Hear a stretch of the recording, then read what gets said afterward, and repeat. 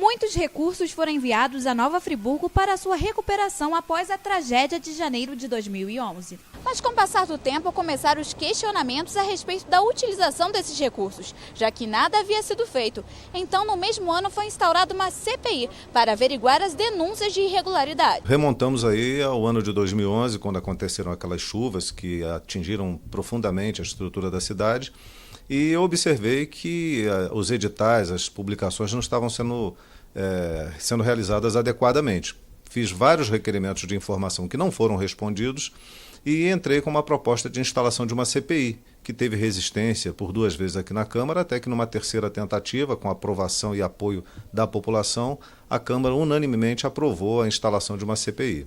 A Câmara Municipal de Nova Friburgo encaminhou um manifesto para vários órgãos e instituições contendo o relatório final e documentos levantados pela CPI. Tivemos um trabalho muito árduo, foram vários e vários dias fazendo análise de documentos, a pesquisa, ouvindo testemunhas. Foi um trabalho realmente de muito peso, muito denso, né?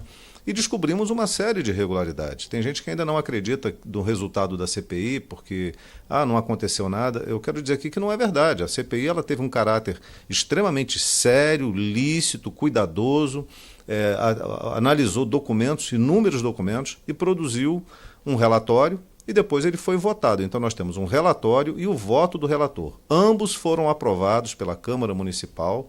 E depois de aprovados, eles foram encaminhados aos órgãos de fiscalização. Nós encaminhamos ao TCE, ao TCU, à CGU, encaminhamos também cópia, são aproximadamente 500 páginas de documentos, quase 500 páginas de documento, ao Ministério Público Estadual, ao Ministério Público Federal, OAB e as universidades aqui na nossa cidade.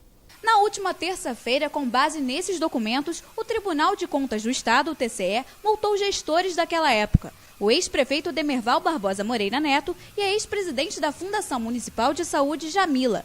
As multas terão que ser pagas com recursos próprios dos ex-gestores. Foi o maior escândalo, né? No momento em que a cidade passava por uma crise profunda, as pessoas sofrendo, muitas pessoas mortas, pessoas desoladas, sem atendimento, precisando de assistência, aqueles que deveriam cuidar e dar atenção a essas pessoas estavam envolvidos em desvio de recursos, em improbidade administrativa, em questões muito graves e muito sérias, que depõem contra o município e depõem contra o homem público, né? E nós tivemos uma ação imediata, uma ação muito forte de tentar corrigir isso.